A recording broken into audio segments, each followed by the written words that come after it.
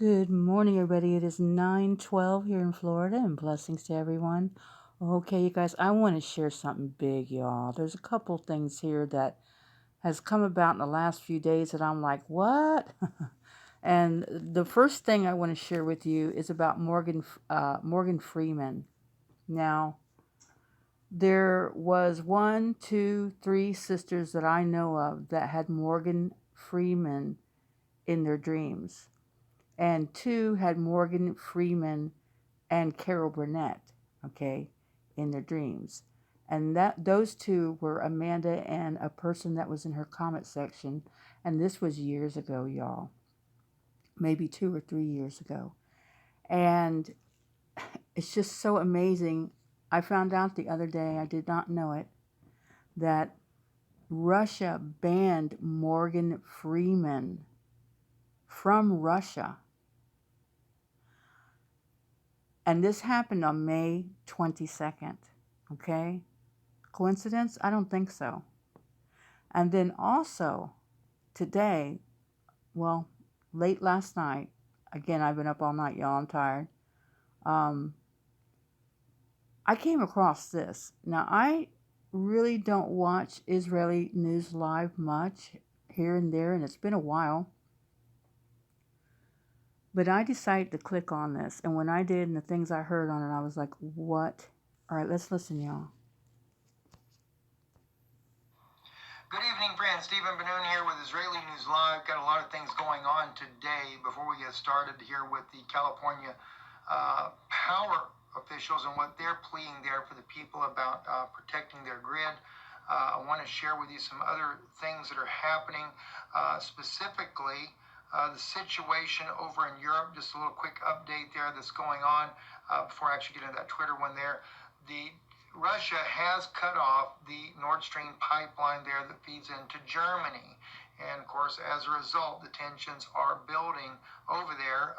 The Germans have even moved troops into Lithuania, however, a small number of troops there. I think that the German government, trying to appease NATO, the United States specifically, moved in these troops there into Lithuania, but it's still a very small number that they've moved in. So the troops off the ferry in this port city of Klaipėda, they were to make up the command unit of a new brigade, a group usually made up of about 4,000 soldiers.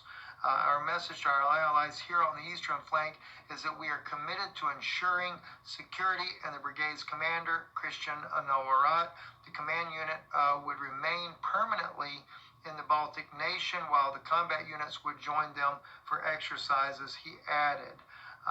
But at any point there, they're saying 4,000, but he said Germany, which heads up NATO's battle group in Lithuania, already had around 1,500 German soldiers in Lithuania. Former Soviet-ruled Baltic states of Estonia, Latvia, Lithuania, which are all now EU and NATO members, are worried they could be next if Russia defeats Ukraine. Since the start of the conflict, they have asked for more NATO troops and the creation of brigades to replace the current units there. So at any rate, that's what's going on there. So Germany has moved in more troops there. I was actually thinking it was a smaller number, but it appears to be that they maybe are going to try to push for that 4,000 troops inside of Lithuania there. Okay, so why is this important? This is very important because of a couple of different reasons, you guys. Again, dreams coming true. Verbatim, pretty much. All right, so with me, some of you may know or you may not know, I had a dream of a German Shepherd, my German Shepherd, when I was a little girl, about 5 years old. And I was at my old house, kind of like your childhood house. And my German Shepherd was nipping at my hands, but she didn't hurt me. And my husband, Andy, which I think represents the Lord, was taking these great, big, huge limbs and tucking them underneath my roof. And I took that as rapture, you guys, protection, covering. And then also Amanda, with the dream that she had with her husband, John, at the very end on the harvest tractor, she knew that the UFOs were watching her and him. And she told him to get up underneath the covers, the covers. And at the end of that dream, there were German shepherds. Okay? Now, another thing that is just unbelievable, two things. Her husband, John, Amanda's husband, had a dream that he was over there in Lithuania fighting in a war. Okay? Now, this was a couple of years, about 2.5 years ago that he had this dream, I believe. And with all this, with NATO going in there, y'all, and y'all remember the sister that said when NATO gave permission, the Russians were on our doorstep, right on our shoreline, right in her face. Now, again, he was over there fighting. Well, what does John represent? He represents America. America.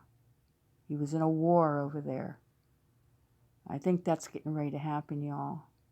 And everything that's going on with Iran and Russia and Syria and the things that I've been given, Russia's your life insurance policy. My mama was walking out the door just laughing and giggling, happy as could be. And then also I was given Damascus being utterly destroyed as a marker for the rapture.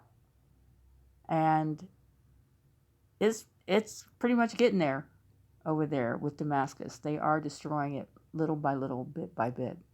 But I wanted to share this with you because I thought there's some other things I want to share also, but I'm not going to do it in this video. But when I heard this, my jaw kind of dropped because I was like, whoa, this is our dreams coming true.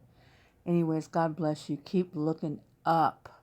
We are almost out of here.